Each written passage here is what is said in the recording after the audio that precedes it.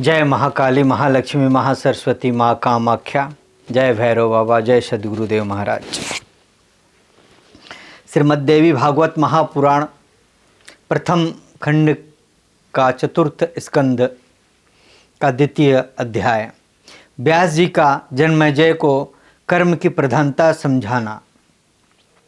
सुत जी बोले, हे मुनियों, ऐसे पूछे जाने पर पुराण वेता वाणी विशारद सत्यवती पुत्र महर्षि व्यास जी ने शांत स्वभाव वाले परीक्षित पुत्र जन्मेजय से उनके संदेहों को दूर करने वाले वचन कहे। व्यास जी बोले, हे राजन, इस विषय में क्या कहा जाए। कर्मों की बड़ी गहन गति होती है। कर्म की ही गति जानने में देवता भी समर्थ नहीं है। मानव की क्या बात है।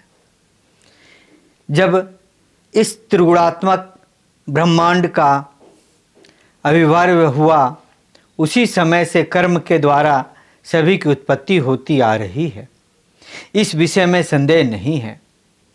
यदि तथा अंत से रहित होते हुए भी समस्त जीव कर्म रूपी बीज से उत्पन्न होते हैं। वे जीव नाना विधि योनियों में बार बार पैदा होते हैं और मरते हैं। कर्म से रहित जीव का देह संयोग कदापि संभव नहीं है। शुभ अशुभ तथा मिश्र इन कर्मों से यह जगत सदा व्याप्त रहता है। तत्वों के ज्ञाता जो विद्वान हैं, उन्होंने संचित प्रावध्य तथा वर्तमान ये 3 प्रकार के कर्म बताए हैं। कर्मों का त्रैविध्य इस शरीर में अवश्य विद्यमान रहता है। हे राजन, ब्रह्मा आदि सभी देवता भी उस कर्म के वशवर्ती होते हैं। सुख दुख, वृद्धा अवस्था, मृत्यु, हर्ष, शोक, काम, क्रोध, लोभ आदि ये सभी देहगत गुण हैं। हे राजेंद्र, ये देव के अधीन होकर सभी जीवों को प्राप्त होते हैं। राग द्वेष आदि भाव स्वर्ग में ही होते हैं और इस प्रकार के भाव देवताओं, मनुष्यों तथा पशुओं में भी विद्यमान रहता है। पूर्व जन्म में किए गए बैर तथा स्नेह के कारण ये समस्त विकार शरीर के साथ सदा ही संलग्न रहते हैं। समस्त जीवों की उत्पत्ति कर्म के बिना हो ही नहीं सकती।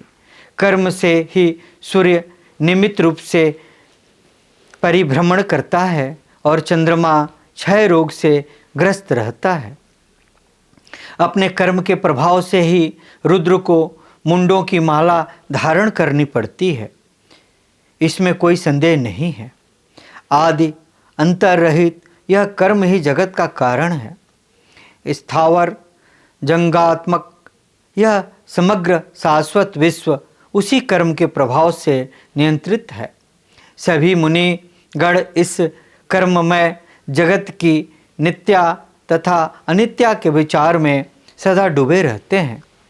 फिर भी वे नहीं जान पाते कि यह जगत नित्य है अथवा अनित्य। जब तक माया विद्यमान रहती है, तब तक यह जगत नित्य प्रतीत होता है। कारण की सर्वथा सता रहने पर कार्य का अभाव कैसे कहा जा सकता है। माया नित्य है और वही सर्वदा सबका कारण है। अतएव कर्म बीज की अनित्य पर बुद्धिमान पुरुषों को सदा चिंतन करना चाहिए। हे राजन, संपूर्ण जगत कर्म के द्वारा नियंत्रित होकर सदा परिवर्तित होता रहता है। हे राजेंद्र, यदि अमित तेज वाले भगवान विष्णु अपनी इच्छा से जन्म लेने के लिए स्वतंत्र होते तो वे नानाविध योनियों में नानाविध कर्मानुरूप युगों में तथा अनेक प्रकार की निम्न योनियों में जन्म क्यों लेते। अनेक प्रकार के सुख भोगों और वैकुंठपुरी का निवास छोड़कर मल मूत्र वाले स्थान उदर में भयभीत होकर भला कौन रहना चाहेगा। फूल चुनने की क्रीड़ा, जल विहार तथा सुखदायक आसन का परित्याग कर कौन बुद्धिमान गर्भगृह में वास करना चाहेगा। कोमल रुई से निर्मित गद्दे तथा दिव्य शया को छोड़कर गर्भ में औधे मुंह पड़े रहना भला कौन विद्वान पुरुष पसंद कर सकता है। अनेक प्रकार के भाव से युक्त गीत, वाद तथा नृत्य का परित्याग करके गर्भरूपी नरक में रहने का मन में विचार भला कौन कर सकता है। ऐसा कौन बुद्धिमान व्यक्ति होगा जो लक्ष्मी जी के अद्भुत भाव के अत्यंत कठिनाई से त्याग करने योग्य रस को छोड़कर मल मूत्र का रस पीने की इच्छा करेगा। अतएव तीनों लोकों में गर्भावास से बढ़कर नरक स्वरूप अन्य कोई स्थल नहीं है। गर्भवास से भयभीत होकर मुनि लोग कठिन तपस्या करते हैं। बड़े बड़े मनस्वी पुरुष जिस गर्भवास से डरकर राज्य तथा सुख का परित्याग करके वन में चले जाते हैं, ऐसा कौन मूर्ख होगा जो उसके सेवन की इच्छा करेगा। गर्भ में कीड़े काटते हैं और नीचे से जठर रागिनी तपाती रहती है। हे राजन, उस समय शरीर में अतिशय दुर्गंध युक्त मजा लगी रहती है, तो फिर वहाँ कौन सा सुख है। कारागार में रहना और बेड़ियों में बंधे रहना अच्छा है, किंतु एक क्षण के अल्पांश काल तक भी गर्भ में रहना कदापि शुभ नहीं होता। गर्भवास में जीवों को अत्यधिक पीड़ा होती है। वहाँ 10 महीने तक रहना पड़ता है। इसके अतिरिक्त अत्यंत दारुण योनि यंत्र से बाहर आने में महान कष्ट प्राप्त होता है। बाल्यावस्था में भी अज्ञानता तथा न बोल पाने के कारण बहुत कष्ट मिलता है। परतंत्र तथा अत्यंत भयभीत बालक भूख तथा प्यास की पीड़ा के कारण आसक्त रहता है। भूखे बालक को रोता हुआ देखकर माता रोने के कारण जानने के लिए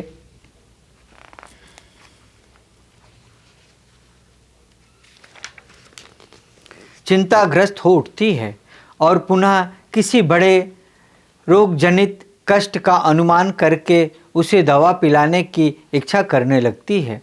इस प्रकार बाल्यावस्था में अनेक प्रकार के कष्ट होते हैं तथा विवेकी पुरुष किस सुख को देखकर स्वयं जन्म लेने की इच्छा करते हैं। कौन ऐसा मूर्ख होगा जो देवताओं के साथ रहते हुए निरंतर सुख भोग का त्याग करके श्रमपूर्ण तथा सुखनाशक युद्ध करने की इच्छा रखेगा। हे नृपश्रेष्ठ, ब्रह्मा आदि सभी देवता भी अपने किए कर्मों के फल स्वरूप सुख दुख प्राप्त करते हैं। हे नृपोत्तम, सभी देहधारी जीव चाहे मनुष्य, देवता या पशु पक्षी हों, अपने अपने किए कर्मों का शुभाशुभ फल पाते हैं। मनुष्य तप, यज्ञ तथा दान के द्वारा इंद्र तत्व को प्राप्त हो जाता है और पुण्य क्षीण होने पर इंद्र भी च्युत हो जाते हैं। इसमें संदेह नहीं है। रामावतार के समय देवता कर्म बंधन के कारण बानर बने थे और कृष्णावतार में भी श्री कृष्ण की सहायता के लिए देवता यादव बने थे। इस प्रकार प्रत्येक युग में धर्म की रक्षा के लिए भगवान विष्णु ब्रह्मा जी से अत्यंत प्रेरित होकर अनेक अवतार धारण करते हैं। हे राजन, इस प्रकार रथ चक्र की भांति विविध प्रकार की योनियों में भगवान विष्णु के अद्भुत अवतार बार बार होते रहे हैं।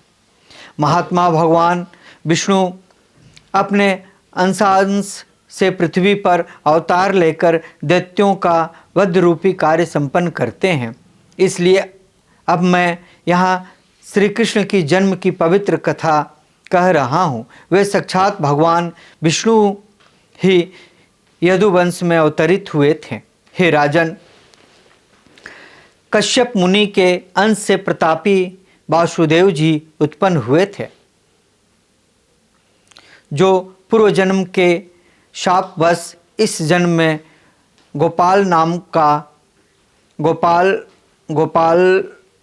गोपालन का काम करते थे, गोपालन का काम करते थे।